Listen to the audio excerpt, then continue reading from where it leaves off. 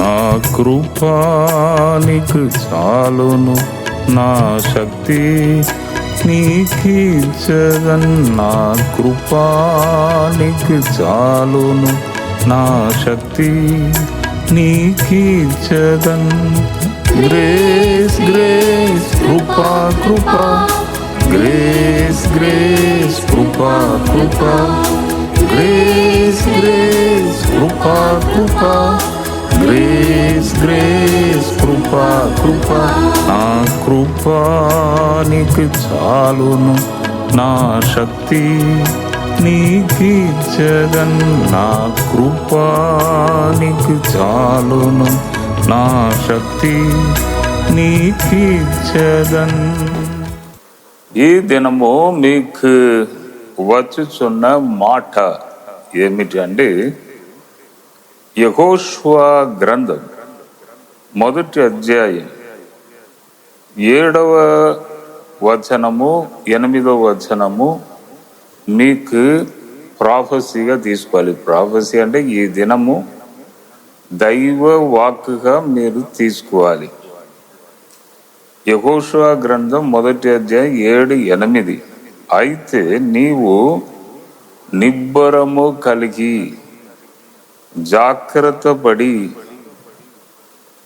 బహు ధైర్యముగా ఉండి, నా సేవకుడైన మోషే నీకు ఆజ్ఞాపించిన ధర్మశాస్త్రము నుండి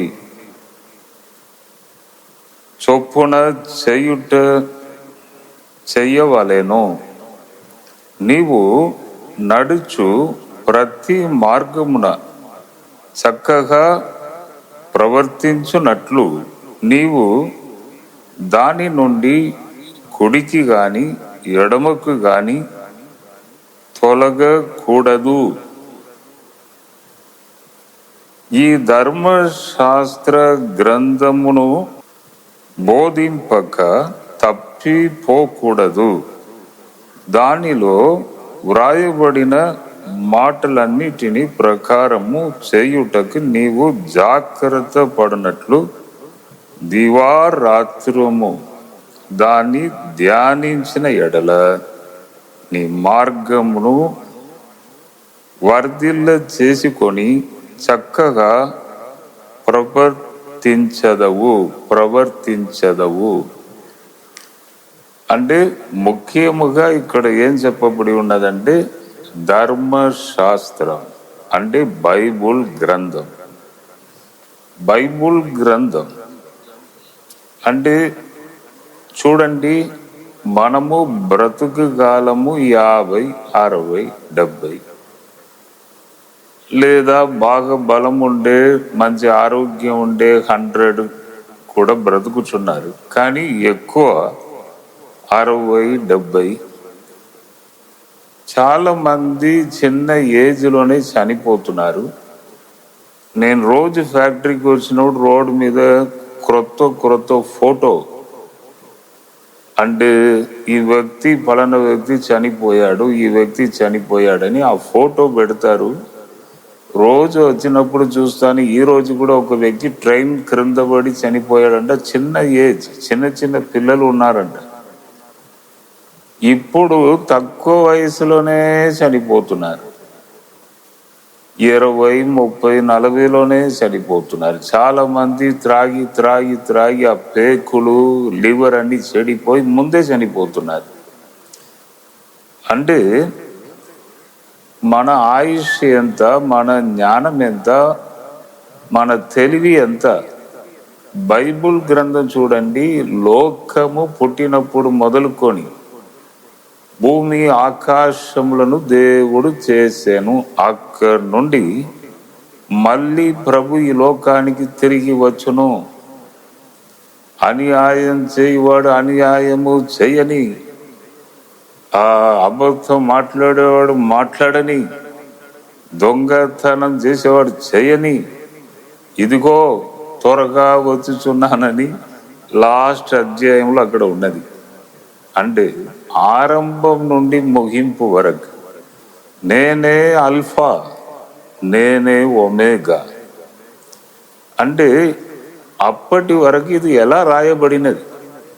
మన జీవితం టప్పుని గడిచిపోవచ్చున్నది. కానీ ఇది ఆరంభం నుంచి ఇప్పటి వరకు చక్కగా మంచిగా అన్ని భాషలలో ఎలా రాయబడినది?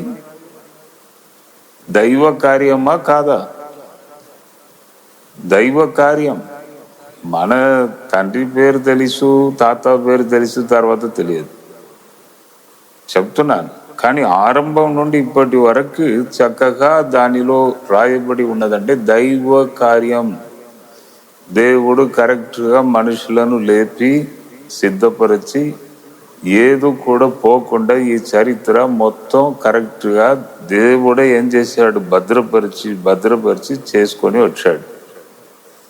కాబట్టి బైబుల్ చాలా ఇంపార్టెంట్. అందరికీ మార్గమును బోధిస్తుంది. అందరికీ నేను చెప్తాను, ఒక్క వాక్యాన్ని గట్టిగా పట్టుకొని మనము వాదించలేం.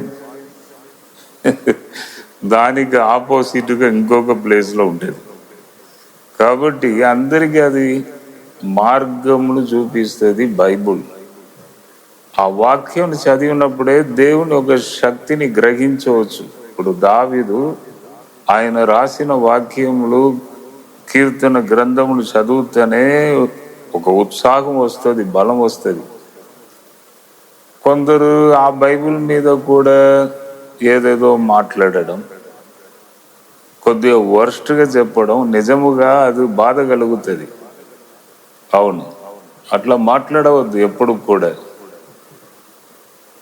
మనము ఇంకా ఎక్కువ సాధించాలని చూడాలి, కానీ ఉన్నదాన్ని చెడగొట్టుటకు, ఉన్నదాన్ని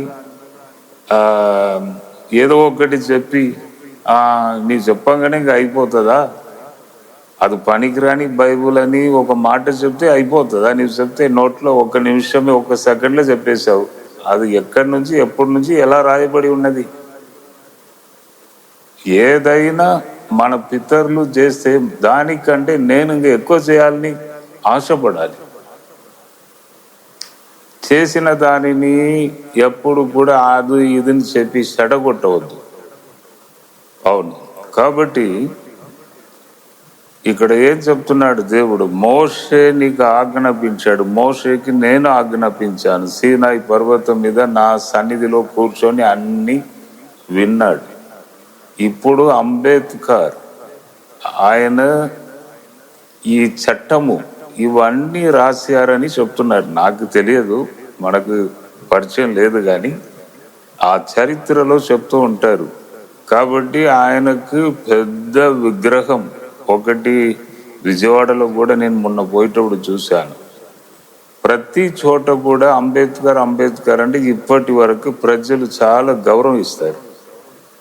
అవును, ఎందుకంటే అన్ని రాశాడు. ఈ చట్టము ఇవన్నీ బైబుల్ గ్రంథంలో కూడా సీనాయి పర్వతం మీద మోషే వెళ్ళి అక్కడ కూర్చున్నప్పుడు దేవుడు అన్ని చెప్తున్నాడు. దీనికి శిక్ష ఇది, ఒక పశువును ఎవరైనా చంపితే దానికి శిక్ష ఇది, ఎవరైనా తప్పు మార్గంలో పోతే దానికి శిక్ష ఇది, పంటికి పళ్ళు అంటే భయంకరంగా ఉంటే పాత నిబంధన కాల పుస్తకంలో చట్టం అనేది చట్టం లేకపోతే ప్రజలను కంట్రోల్ చేయలేం. ఇప్పుడు కూడా ల్యాండ్ ఆర్డర్, పోలీసు, కోర్టు ఇదన్నీ ఉన్నది కాబట్టి కంట్రోల్లో ఉన్నది. ఒకవేళ అది లేకపోతే ఎట్లా ఉంటుంది? ఎవరు కంట్రోల్ రారు, పెద్ద తలనొప్పి. కాబట్టి ల్యాండ్ ఆర్డర్ దానికి ఒక డిపార్ట్మెంట్ ఉంది, పోలీస్ డిపార్ట్మెంట్. వారు ఎప్పుడు కూడా దానిని చూస్తూ ఉంటారు. ఇక్కడ ఏం చెప్పబడి ఉన్నదంటే దేవుడు అనుగ్రహించిన ధర్మశాస్త్రము బైబుల్ గ్రంథం, దానిని దివా రాత్రులు చదువు, ధ్యానించు, దాని ప్రకారం నడుము, అప్పుడు నీ మార్గం చక్కగా ఉంటుంది, నువ్వు చక్కగా ప్రవర్తిస్తావు అని బైబుల్ గ్రంథంలో చెప్పబడి ఉన్నది. అవును, నీవు అది చెయ్యి, ఈ వాక్యానికి లోబడు, ఇంకా మిగిలినది అన్ని నేను చూసుకుంటా, జీవిత కాలం అంతా నీతో ఉంటాను.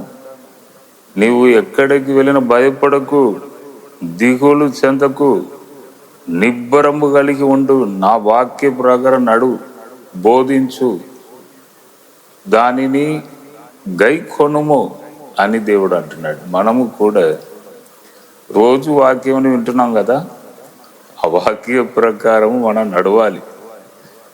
వాక్య ప్రకారం నడవాలంటే కొద్దిగా కష్టమే. యేసు ప్రభు చెప్పాడు క్షమించు అని చెప్పారు. కొద్దిగా క్షమించడం కొద్దిగా కష్టమే.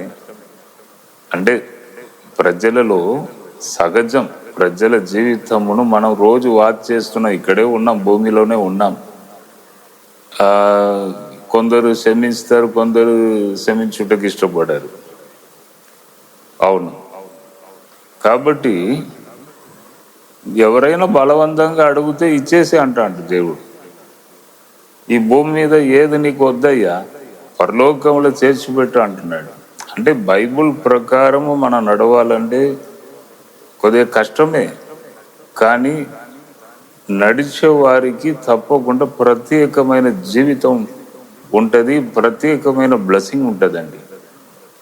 ఇక్కడ ధనమును చేర్చుకోవద్దు, పరలోకములో మీ ధనమును అక్కడ పెట్టండి.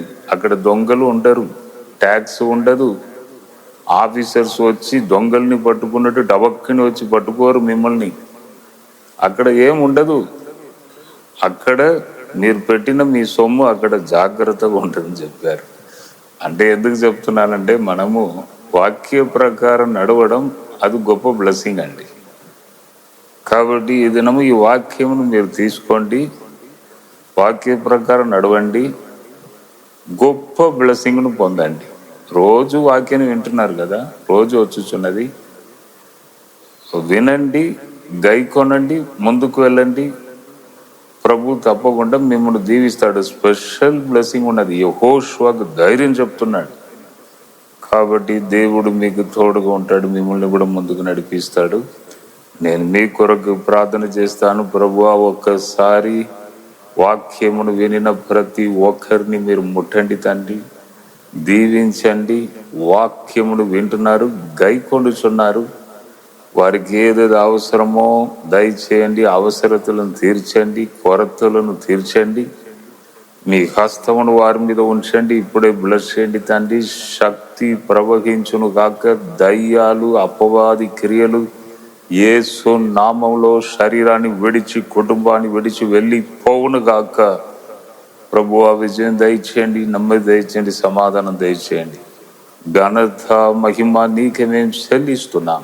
యేసు నామంలో అడిగి వేడుకొనుచున్నాను తండ్రి, ఆమేన్.